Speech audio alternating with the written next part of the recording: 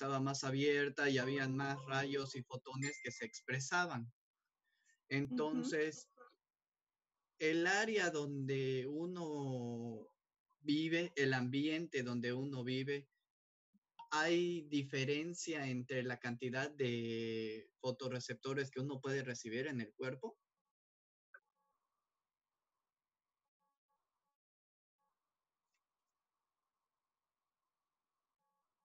Sobre la cata. Sí, Eh, hay diferencia según el área topográfica, esto que mencionabas de la capa de ozono. ¿Y puede Eso, adquirir cierta resistencia? ¿cómo? ¿Y puede adquirir cierta resistencia?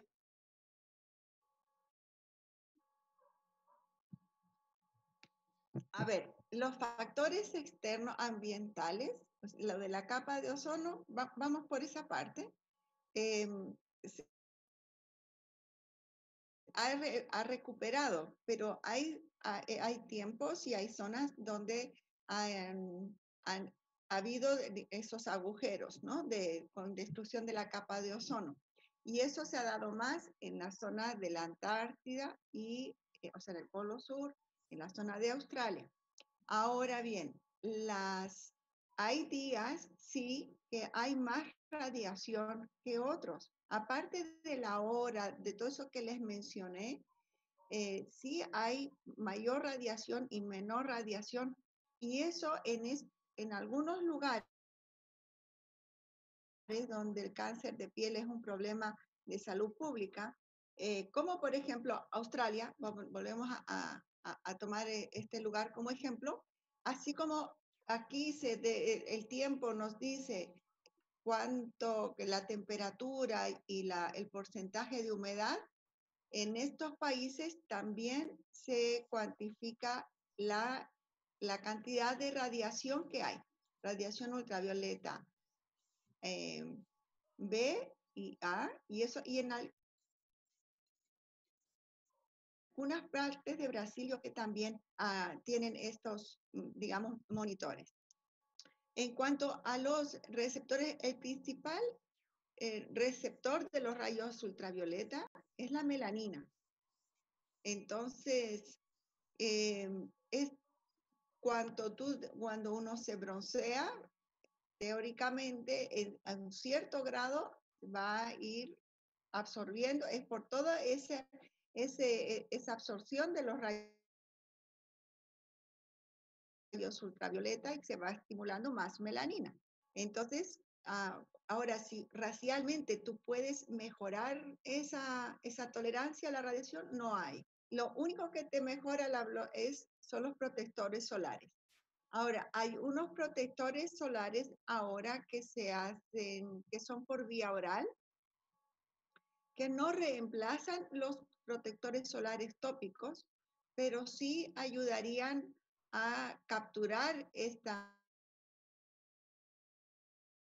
la radiación. Entonces ahí creo que va dirigida a tu pregunta a eso. Sí existen estos receptores de radiación que bloquearían la absorción de los radios ultravioleta a nivel celular, pero no llega a reemplazar a los protectores tópicos.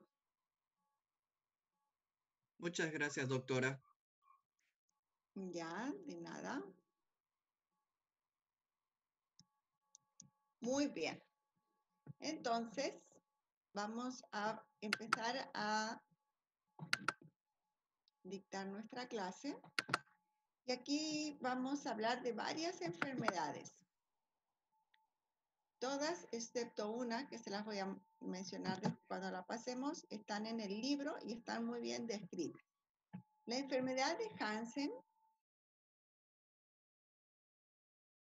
o lepra es una enfermedad muy, muy antigua, es descrita en libros en Egipto, en la Biblia, etc.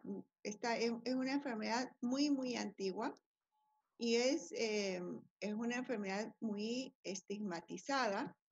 Antiguamente a los enfermos de lepra se los aislaba por el temor de contagio y ahí se crearon los leprosarios. Aquí en Santa Cruz estaban los negros y después hicieron el hospital de Jorochito, que lo hicieron tan lejos porque los mismos médicos tenían miedo de algunos, ¿no? Seguramente no todos, de la lepra. Y aunque se ha disminuido mucho su incidencia, todavía tenemos lepra en el mundo y entre estos lugares, Bolivia todavía tiene lepra. Es una enfermedad infecto-contagiosa causada por el Mycobacterium leprae.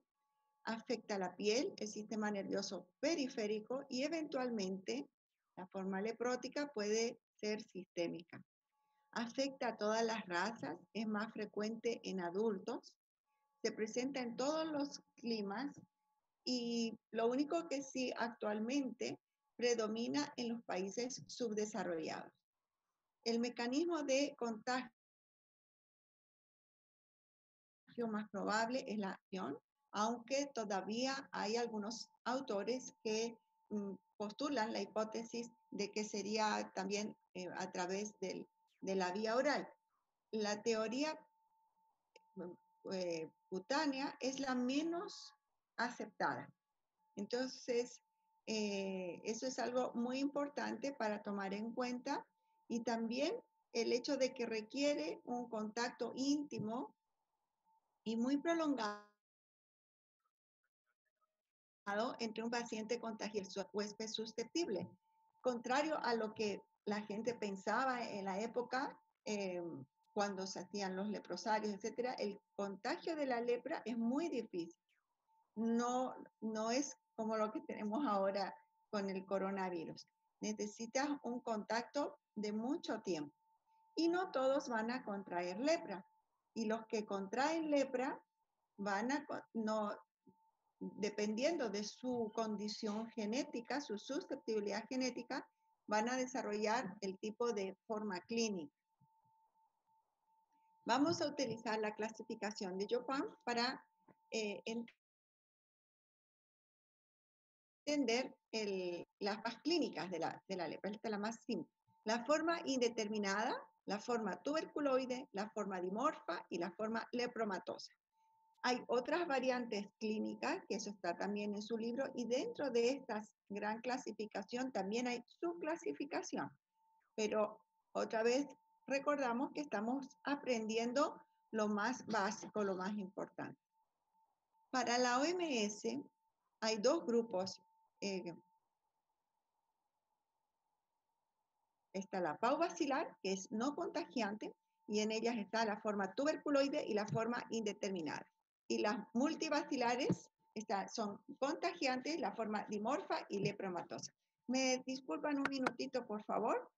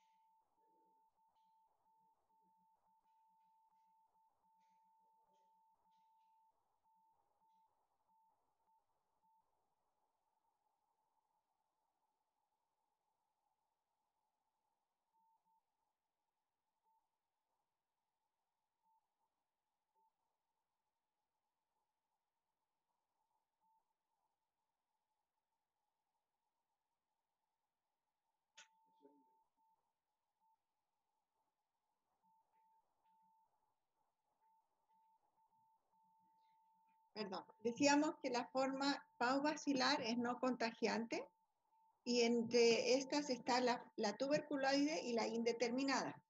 Y las multivacilares está la lepromatosa y algunas formas de dimorfa, y estas son contagiantes. La indeterminada se caracteriza por una mácula hipocrómica o eritematosa leve, disestésica, anhidrótica, alopésica, y la reacción de Mitsuda puede ser positiva o negativa dependiendo al polo que evolucione. La reacción de Mitsuda es una intradermoreacción, similar al PPD.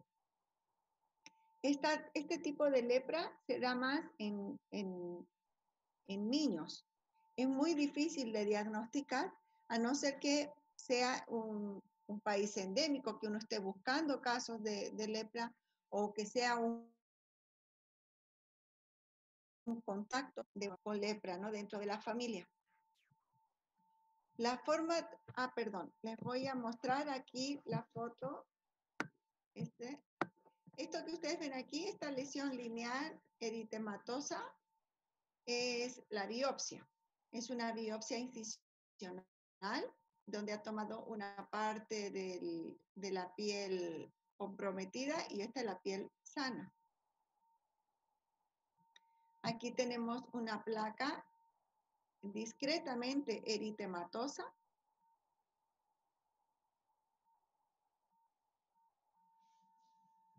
Con una discreta escama.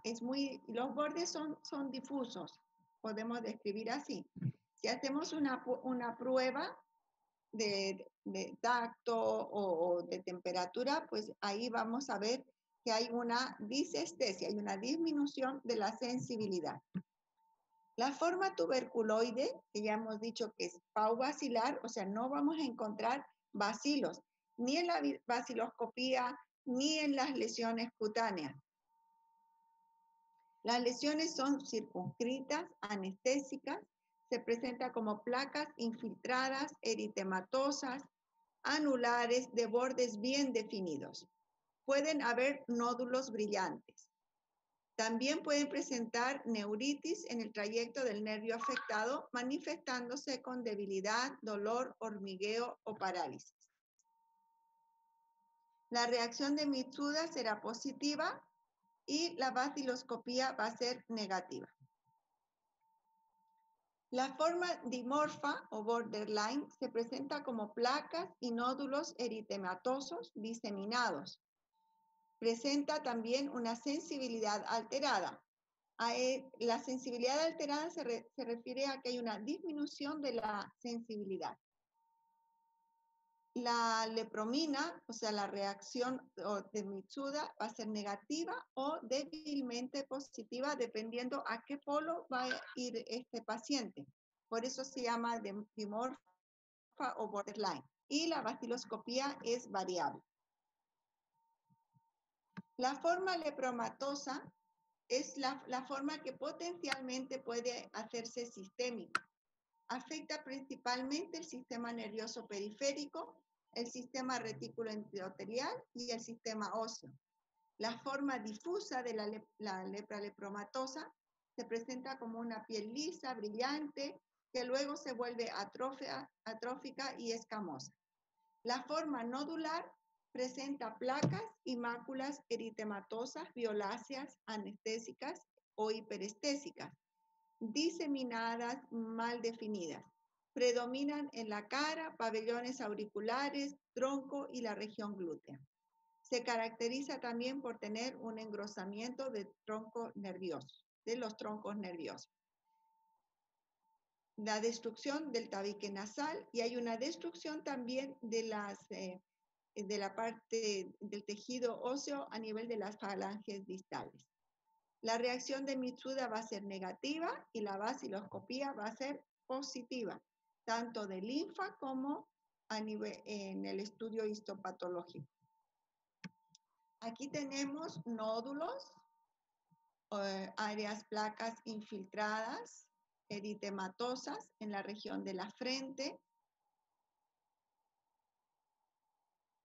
en la región interciliar, en las regiones superciliares. Aquí hay placas eritematoviolaceas. Si las palpamos van a estar induradas.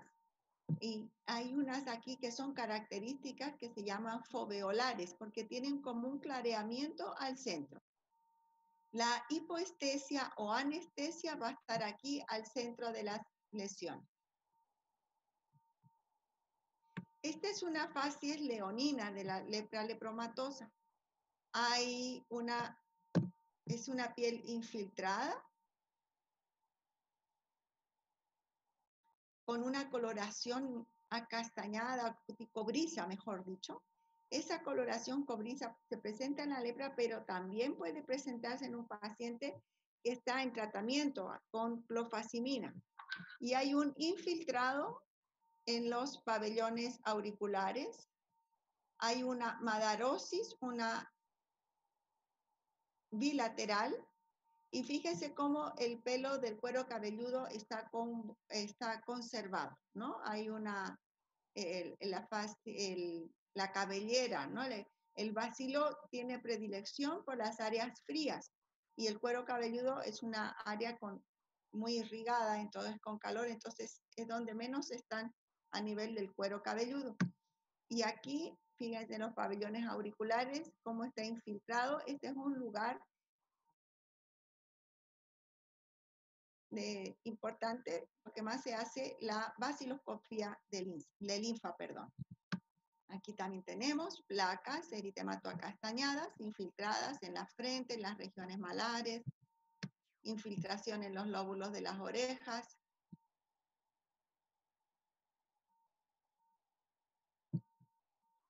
Bueno, respecto al diagnóstico, el diagnóstico es por vaciloscopía.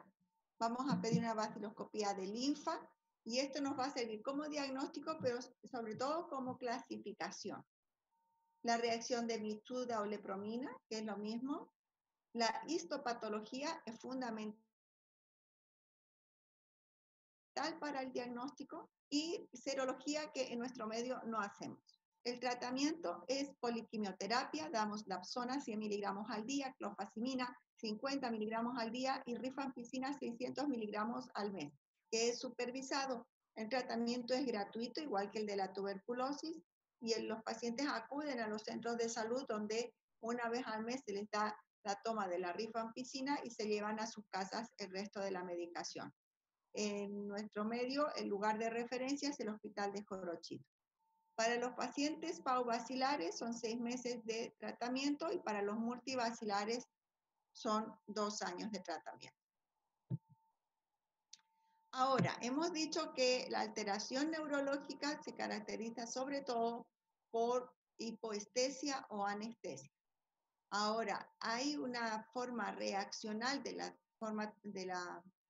en el polo tuberculoide que puede presentarse con mucho dolor en la zona afectada. Bueno, aparte de esto, tenemos que conocer los cuadros reaccionales de la lepra. El tipo 1 se trata de un mecanismo inmunológico tipo 4, es una reacción de conversión o de reversión. Por ejemplo, un paciente con una forma dimorfa que está yendo a un polo lepromatoso, entonces se llama de conversión. O de reversión, un paciente que está en tratamiento y está comenzando a mejorar y hay destrucción de los bacilos y sería una reacción de reversión. Se caracteriza por astenia, mialgias y fiebre. Hay una exacerbación de las lesiones y la aparición de lesiones nuevas y el tratamiento es con corticosteroides. Los pacientes generalmente necesitan ser internados para manejar bien estas reacciones. La reacción tipo 2 o eritema nodoso leproso es un mecanismo inmunológico tipo 3. Se presenta como inmunocomplejos, ¿no? Si recuerdan los mecanismos de hipersensibilidad. Astenia, mialgias, fiebre, artralgias, náuseas y vómitos. Puede presentarse como un eritema nodoso generalizado, o sea, no tanto a nivel delimitado a las regiones pretibiales, como en el anterior eritema nodoso que vimos, y puede presentarse también como eritema polimorfo, como eritema necrosante, y ahí se conoce con el nombre de fenómeno de Lucio. El tratamiento del eritema nodoso leprótico es con talidomida. Aquí los corticoides no son de elección. No sé de dónde salió esta rayita. Bueno, ¿hay alguna pregunta hasta ahí? Preferiría que ustedes anoten rapidito en el chat para que sigamos avanzando y después leemos las preguntas. Y si alguien me puede decir por qué apareció esta rayita en mi diapositiva, le agradecería mucho. No sé de dónde es. Leishmaniasis es una enfermedad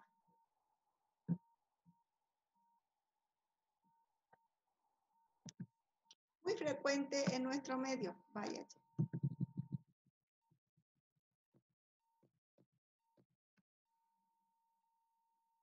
Se distribuye la leishmaniasis, hay en África, hay en Europa también, hay en Asia y hay en América. Nosotros nos vamos a ocupar solo de la que nos presenta en Bolivia. No vamos a hablar de otros tipos de leishmaniasis. Bueno, una leishmaniasis que es denominada la leishmaniasis, y le falta una del Nuevo Mundo. Es una enfermedad infecciosa, es una zoonosis causada por un protozoario del complejo Leishmania brasiliensis y del complejo Leishmania mexicana en su forma tisular. La transmisión se hace de un vector del género Lutzomia, donde se encuentra en su estado flagelado, o sea, promastigote. La distribución es desde el sur de México hasta el norte de Argentina. Donde no se encuentra es en Chile. Hay otros tipos de leishmania y ustedes lo van a revisar en su libro. Predomina en las zonas tropicales, en las áreas selváticas. La leishmaniasis, la que tenemos en Bolivia, es la forma mucocutánea. Siempre inicia como una forma cutánea. O bueno, medicina nunca podemos decir siempre, pero casi siempre. Se localiza en áreas expuestas, o sea, donde nos ha picado el mosquito. Puede ser lesiones únicas o múltiples. Se inicia como una pápula de 2 a 8 semanas luego de la picadura del mosquito y va a ir creciendo paulatinamente hasta formar una úlcera. La úlcera se caracteriza por un borde infiltrado, elevado, con un fondo rojo granulomatoso por el tejido de granulación. Hay otras formas clínicas. Hay la forma úlcero-costrosa, úlcero-vegetante, ectimatoide, verrucosa, que pueden ser diagnósticos diferenciales de otras enfermedades. La leishmaniasis mucocutánea se produce por la diseminación sanguínea o linfática a partir de la forma cutánea, luego de un periodo de incubación de 2 a 10 años. Inicia con síntomas nasales, luego inflamación y ulceración. Hay un compromiso cartilaginoso que llega a destruir el tabique nasal y el paladar blando, y en casos avanzados también puede llegar a destruir tejido óseo. La deformación nasal se conoce como nariz de tapir, nariz de camello o pico de loro. Compromete también los labios, la laringe y la tráquea. Ustedes aquí pueden ver que hay una infiltración, hay un edema y hay una ulceración, ¿no? La superficie está ulcerada con tejido de granulación. La causa de muerte generalmente es por complicaciones respiratorias y por desnutrición. Diagnóstico, historia epidemiológica. Es muy importante de dónde el paciente, dónde ha viajado en las últimas 8 semanas. Puede ser que sea que vive en zonas endémicas, puede ser que haya viajado por trabajo o puede ser que haya viajado por placer, que haya ido a pescar, a conocer, a cazar. Entonces, es importante ese dato epidemiológico. Después está la clínica.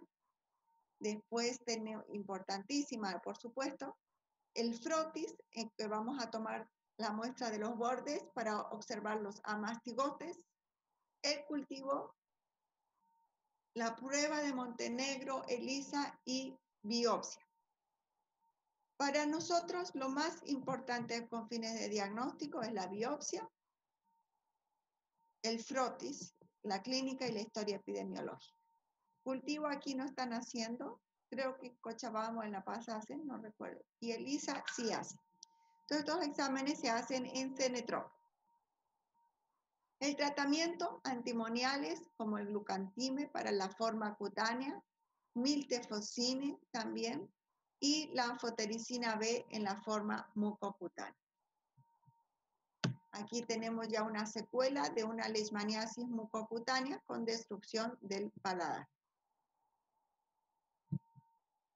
Aquí hay una destrucción del tabique nasal, son secuelas de una leishmaniasis. Aquí es una leishmaniasis cutánea que ha cicatrizado la úlcera. Esta es una leishmaniasis verrucosa. Aquí nos planteamos varios diagnósticos diferenciales, entre ellos la tuberculosis cutánea, esporotricosis, también un carcinoma espinocelular podría ser un diagnóstico diferencial. En este caso, el método de diagnóstico más confiable sería una biopsia. Tuberculosis cutánea. Las lesiones cutáneas pueden deberse a la colonización directa del bacilo de Koch. Les voy a dar un minutito si quieren hacer una pregunta, que escriban en el chat.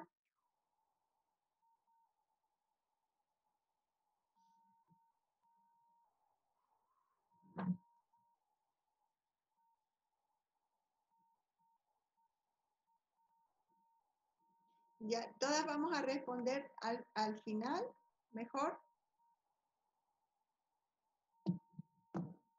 Ustedes la anotan en el chat o en un papelito y después lo hacemos. Tuberculosis cutánea. Las tuberculosis puede deberse a una colonización directa del bacilo de Koch o secundarias a un proceso de hipersensibilidad a distancia del foco primario. A esto se les conoce con el nombre de tuberculides. Las primeras son bacilíferas, van a estar la presencia del bacilo de Koch, y las segundas abacilíferas. La incidencia es menor al 0,1%.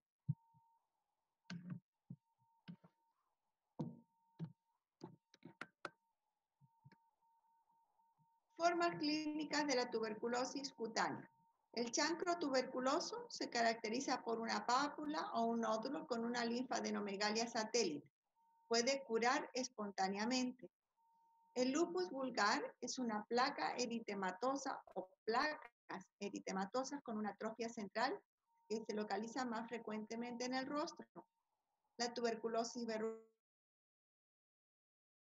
verrugosa son placas de superficie verrugosa, es crónica. Escrofuloderma es la forma más frecuente, se localiza en el cuello a partir del foco generalmente ganglionar, donde se van a formar fístulas y nódulos que ulceran, conocidos con el nombre de gomas. La tuberculosis miliar diseminada es la forma septicémica de la infección y tiene un polimorfismo, no tiene una característica, o sea, puede presentar nódulos, pápulas, todas diseminadas. Las tuberculides más importantes y descritas en su libro está eritema nodoso, el eritema indurado de Bazán, tuberculides papulonecrótica, tuberculides papulosa simple y el líquen escrofulosorum. Perdón. El diagnóstico lo vamos a hacer con un estudio histopatológico con tinción para bacilos ácido alcohol resistente. Lo mismo que para la lepra, ¿no? Para la lepra también necesita la tinción, que es la tinción de Ziel-Nielsen. Y el tratamiento es el mismo que para la tuberculosis pulmonar, con isoniazida, rifampicina, etambutol y piracinamida. Aquí tenemos placas elevadas, infiltradas, eritematosas, hiperkeratosas. Aquí está una más, muy parecida a la imagen que vimos de la leishmaniasis, ¿verdad? Forma parte de un síndrome verrugoso. O sea, son enfermedades diferentes completamente, pero con manifestaciones clínicas similares. Micosis profundas. Bueno, un minutito para que escriban sus preguntas.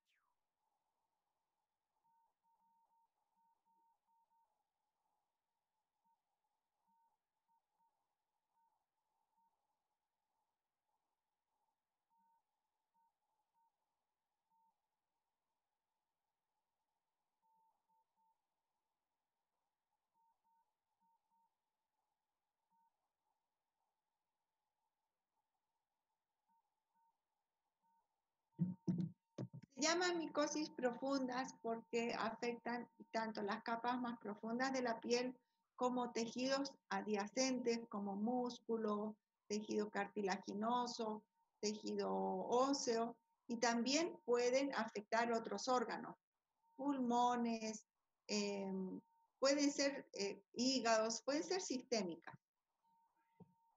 Empezamos con la esporotricosis. Es una infección micótica de la piel, el tejido celular, que afecta también, perdón, el tejido celular subcutáneo y los linfáticos. Está producida por el Sporotrichus schenki, aunque ahora se han detectado otros Sporotrix, pero este es el más conocido. La inoculación se produce a través de un trauma menor por espinas o mordeduras, y el periodo de incubación va de 8 a mordeduras de animales silvestres, ¿no? El periodo de incubación de 8 a 30 días, y la distribución es mundial. Cuadro clínico: hay una forma linfática, a partir de la inoculación se forman pápulas que crecen, luego se hace un nódulo y este ulcera.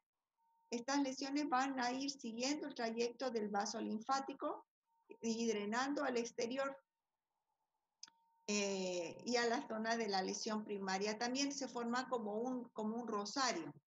La forma fija: las lesiones se limitan al sitio de inoculación y se forman como placas verrucosas, acneiformes, costrosas, etc. La forma cutánea o escrofulosa se presenta como placas eritemato-escamosas, pruriginosas. La forma cutánea hematógena afecta gran parte y puede afectar el hueso, articulaciones y el sistema nervioso central. La forma